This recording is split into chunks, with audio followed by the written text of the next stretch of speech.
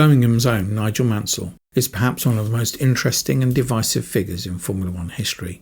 A man who won the Formula One World Championship but was then effectively sacked by his team, who then went to America and won the IndyCar Championship the very next year, before returning to Formula One as a temporary replacement for his old foe, Ayrton Senna, following the Brazilian's death at the San Marino Grand Prix in 1994. Hugely determined, immensely aggressive and spectacularly daring, he was one of the most exciting drivers ever. He was one of a group of 1980s star drivers, a man who left it all on the track, giving everything and then some more. At times it seemed Mansell's attitude was either win or bust. With 31 Grand Prix victories, he remains the 8th most successful driver of all time, and was enormously popular with Grand Prix crowds, especially in Britain. But not everyone was a fan of Mansell the driver or Mansell the man. He has variously been called a prima donna, a fool, the people's champion, and the lion. He has a reputation for being a difficult person to work with, of being someone who claims all the glory of victory, yet shoulders none of the blame in defeat. So where does the truth actually lie? In the mid-80s, Grand Prix racing's best were the gang of 4 drivers, Mansell and Senna, along with Alain Prost and Nelson Piquet. And these 4 men had a special relationship. Quite simply, and for different reasons, each despised the others. Teammates at different times, direct rivals at others, they fought hard on the track and often battled just as hard off it. It is perhaps ironic that the only relationship which was ever repaired was the one between Prost and Senna, the bitterest of rivals, who reached a rapprochement between the 1993 and 1994 seasons, after Prost had retired and before Senna's death. Unlike the others, who were bestowed with a mix of speed, finesse, political wiles, humour, or a God-given belief in their right to win, Mansell was a mixture of strength, bravery, and a stubborn refusal to give up. When the car was good, Mansell was good. When it was bad, he was indifferent. But does that really tell the whole Mansell story, though? Mansell came to Formula One after what can only be described as an eventful journey through the Junior Series. Having given up his job, mortgaged his house, and sold most of his possessions to fund a season of Formula Ford racing, Mansell was involved in an accident which nearly paralysed him from the neck down. Doctors wanted him to remain hospitalised for 6 months, but Mansell discharged himself and was back on the track within 3 weeks. He spent 3 years in Formula 3, which saw a second serious accident, a collision with the car of Andrea De Cesaris, sending Mansell cartwheeling, leaving him hospitalised once more, this time with 2 broken vertebrae.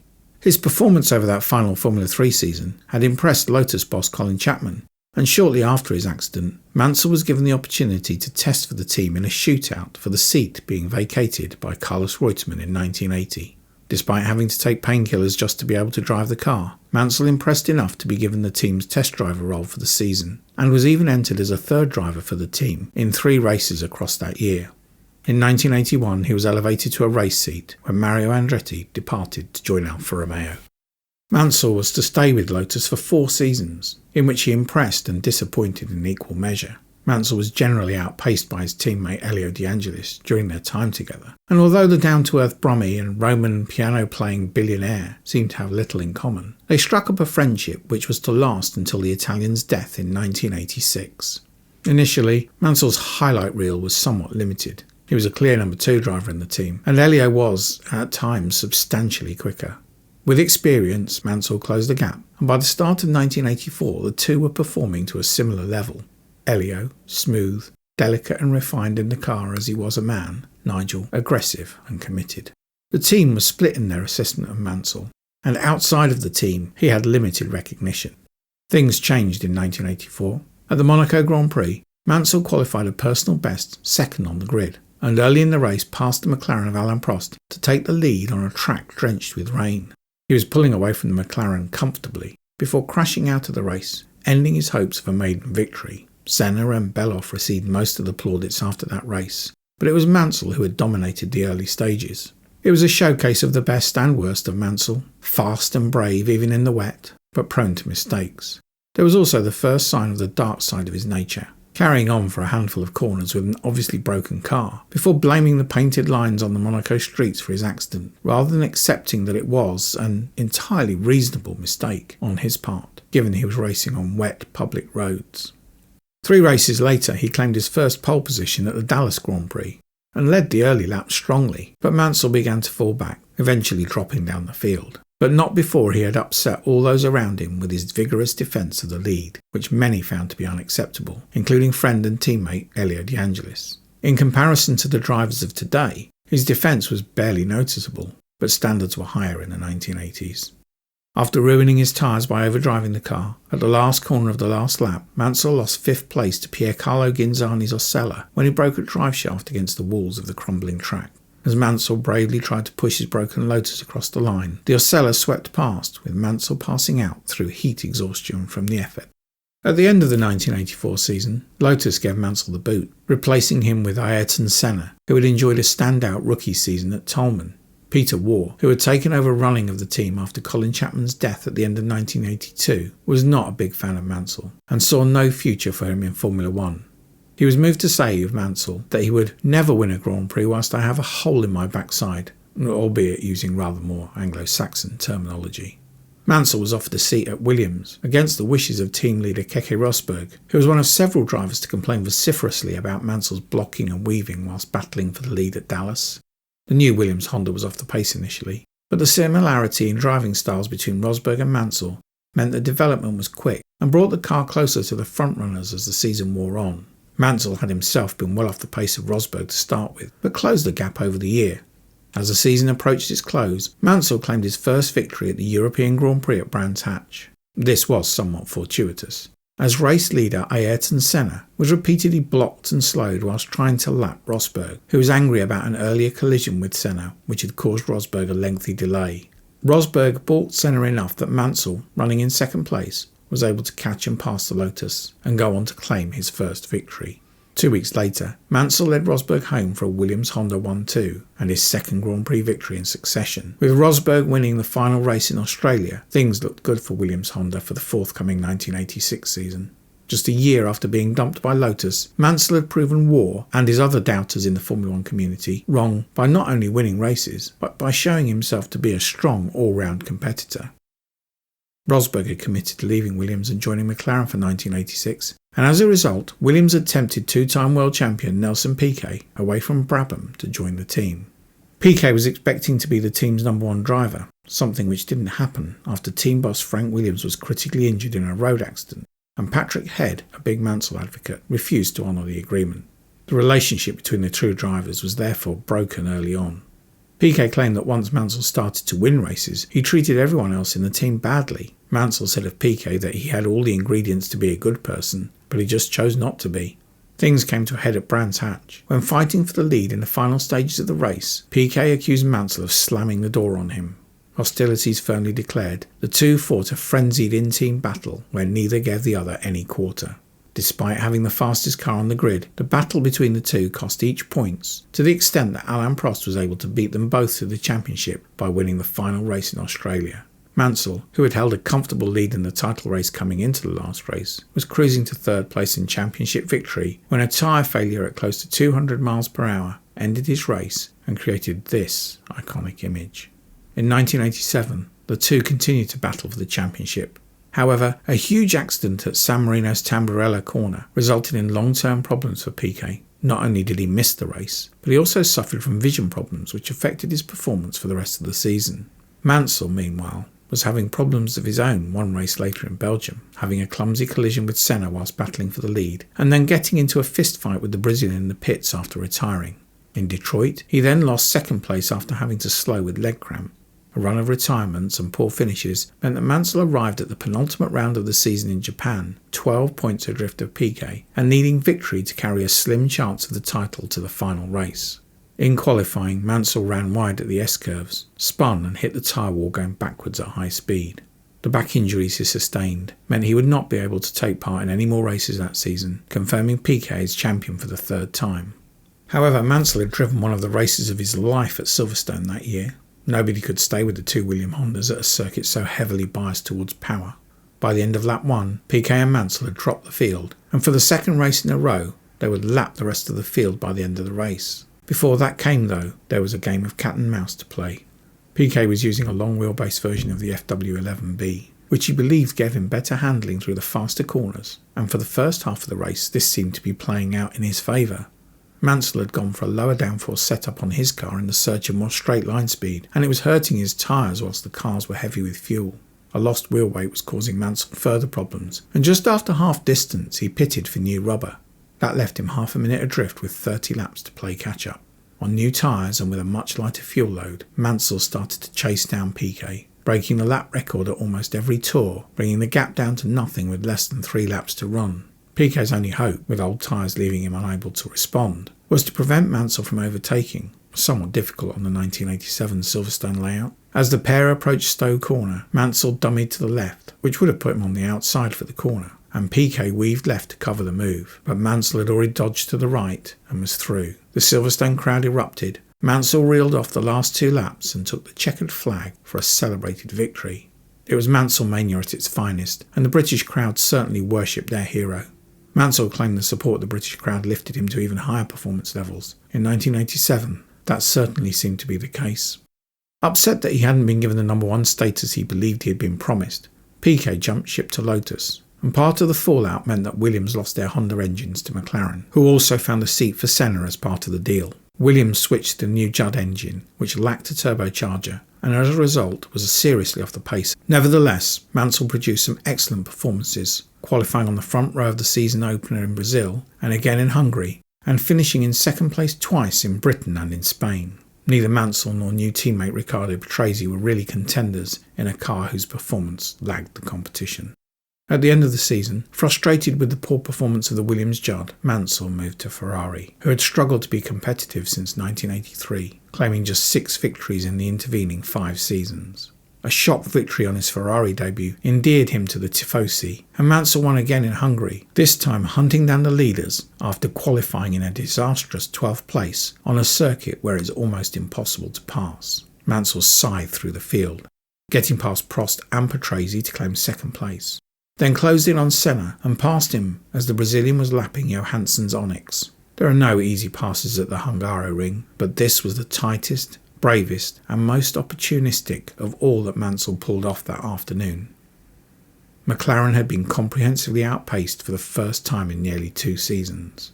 It was Mansell at his most Mansell-y, and nobody else could have taken that Ferrari to victory from that position on the grid on that day. By the end of the season, Mansell had clinched 4th place in the championship, behind the 2 McLaren drivers and former teammate Riccardo Patrese, whose Williams, now powered by a new Renault engine, turned out to be a more competitive proposition than Mansell might have expected when departing the team for Ferrari. Senna and Prost's protracted fallout during 1989 led to Prost leaving McLaren and joining Mansell at Ferrari. It was to be something of a shock to Mansell. Prost put himself front and centre of the team, allegedly playing the political game to perfection. Mansell found himself pushed out of the spotlight for the new favoured driver, in the same way that had happened to Berger when Mansell arrived, and Alboreto when Berger arrived. Whilst Prost took the championship battle to Senna's McLaren, Mansell struggled with reliability issues and only claimed 1 victory all season, in Portugal towards the end of the year. There were 2 memorable incidents prior to that though. Firstly, in Mexico, Mansell pulled off one of the all-time great overtakes, going around the outside of Gerhard Berger's McLaren at the Peraltada corner, a super-fast, banked 180-degree curve at the end of the lap. Then, at the British Grand Prix, after his Ferrari had failed him once more, Mansell threw his driving gloves into the crowd and announced that he would be retiring from racing at the end of the season. Part of the reason for this snap decision was that Mansell had discovered that his car from the previous race in France had been given to Prost for the British Grand Prix. Prost had decided that Mansell's car was better than his own and persuaded the team to swap them. Prost was dismissive of Mansell's contribution to the team, claiming that Mansell was stupid and lazy, only attending 3 engineering meetings all season and preferring to play golf rather than help with car development. Prost blamed Mansell for costing him the championship in 1990. For Mansell's part, he claimed Prost had ingratiated himself with the team to get preferential treatment. Prost's complaints about Mansell were later to be echoed by Williams engineer Frank Durney when talking about his time at Williams. Whenever there was a new part to test at short notice, Mansell would be busy in the Isle of Man and decline, whereas Piquet would happily jump on a plane from Rio to take part in the test before flying home again. Mansell was persuaded to postpone his retirement by Williams. The team agreed to give him undisputed number 1 status, and that the organisation and its engine partner Renault would make Mansell's championship challenge its primary focus. So in 1991, Mansell, in a Williams Renault, went head-to-head with Senna for the title. The season didn't start well, with Mansell failing to score in any of the first 3 races before claiming second place at the Monaco Grand Prix. Senna had won each race and opened up a large gap in the championship. Mansell had also been outqualified and outraced by Patrese for the most part, despite his clear number 1 status. In Canada, therefore, his romp to victory was going to be especially cathartic, except that, having pulled out a massive lead, helped by a puncture which forced Patrese to pit from second place, Mansell decided to showboat and start waving to the crowd on the final lap. Less than half a lap from home, going round the hairpin turn 12, Mansell let the engine's revs drop so low that it stalled, stranding him at the side of the track, as enemy number 1, Nelson Piquet, cruised past to claim what was to be the last win of his career, no doubt laughing loudly into his helmet. After Canada, Williams went on a run of 7 victories in 9 races, with Patrese taking 2 and Mansell winning 5. Within this sequence came a chaotic low point for the Williams team in Portugal, after Patrese allowed Mansell to pass him for the lead to help Mansell's championship challenge. A disastrous pit stop cost Mansell another race win. The right rear wheel nut would not reseat after the tyre change, and Mansell was mistakenly released back into the race before the mechanics on that corner of the car could try another. Yards down the pit lane, the unsecured wheel parted company from the car. Mansell ground to a halt, and despite the pit crew retrieving the wheel and getting it secured, he was disqualified for having his car worked on outside of his pit box. Arriving in Japan, Mansell trailed Senna by 20 points and needed to win both of the remaining races without Senna scoring to clinch the title. McLaren played things strategically. Pole sitter Berger shot off in the lead, while Senna in second place went as slow as possible, keeping Mansell behind him and allowing Berger to build an unassailable lead. After 10 laps of trying to get around the McLaren, Mansell finally spun off, ending his race and confirming Senna as champion. The championship had been lost on the back of driver and team mistakes. Mansell was also less than happy that Patrese had been allowed to race him early in the season and cost him points by beating him to victory in Mexico. Frank Williams had said that Mansell was a pain in the arse, and that he believed everyone was trying to shaft him, which somewhat explains the behaviour which he carried into 1992. For 1992, the new Williams FW14B with active suspension was quite simply in a league of its own, meaning a championship battle would be played out between Patrese and Mansell. Wary of the speed Patrese had shown early on in the previous season, Mansell set out to wrong-foot his teammate, feeding him incorrect information in briefing sessions, lying about setups, and having secret debriefs with his own engineer after the team debriefing had finished. He even went as far as to change the car's settings whenever he got out of it, to ensure that no inquisitive person from the other side of the garage would gather any useful information. All that being said, the car was something which played to Mansell's strengths. It demanded bravery and upper body muscle power, 2 things Mansell had in spades. It's highly unlikely Patrese would have been able to compete with Mansell without the shenanigans. With them, he never stood a chance. Mansell dominated the season, winning the first 5 races and 9 in total. His first defeat was to come at Monaco. He had built a huge lead and looked on course to complete an easy win when a wheel nut started to work loose on the car. Mansell had to pit from the lead with 8 laps remaining, and as a result of the pit stop, he dropped behind Senna. Lapping 2 seconds a lap faster than the Brazilian, the Williams was soon on the tail of the McLaren, but no matter what Mansell tried, he was unable to get past. Senna used the narrow circuit and barriers and perfect car placement to keep Mansell behind and claim his 5th Monaco victory. In a season where Mansell was dominant, it was a small blip. The season was to end with controversy in Australia. Whilst battling for the lead, Senna ran into the back of Mansell after the Englishman had brake tested him. Mansell had accused Senna of brake testing him during the thrilling battle in Monaco, and had apparently decided to repay the compliment in Australia. Both were eliminated. That low point seemed to be the end of Mansell's Formula One career.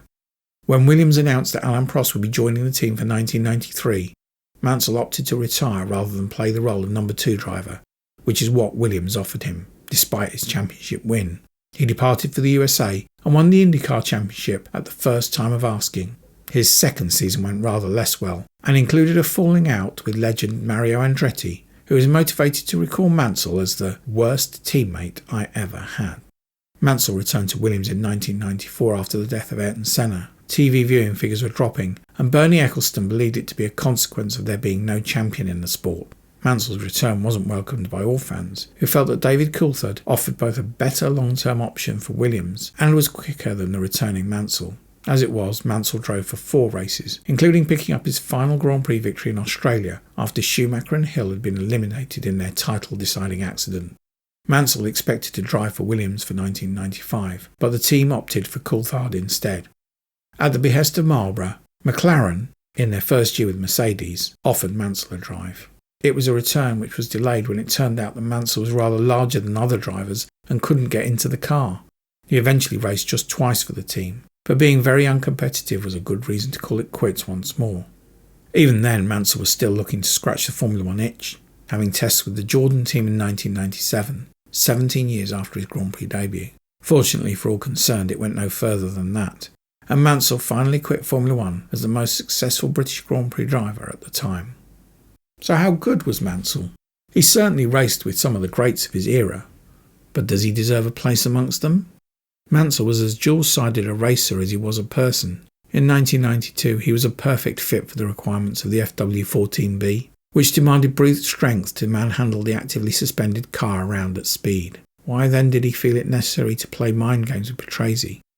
Ferrari team members have said that Prost was not a devious or political person during his time with the team, hence his sacking for speaking plainly about the poor performance of the 1991 car. Indeed, it was Mansell who was trying to play political games, and used the accusations to try to explain away the difference in performance between the two drivers. In reality, Prost's smoother, more measured style of driving just produced better results than Mansell was able to achieve. Once more, we have to separate the person from the driver. For all his errors and personality flaws, there's no arguing that Mansell, on his day, in the right car, could extract a performance from a racing car. He took a car by its neck and wrung every last drop out of it, always giving his all. He was insanely popular with both British and Italian fans, and single-handedly revived the popularity of Formula One in the UK, which had fallen off dramatically since James Hunt's last World Championship in 1976. He may not be one of the all-time greats when measured across all criteria, but on his day, he raced with and beat the best of them.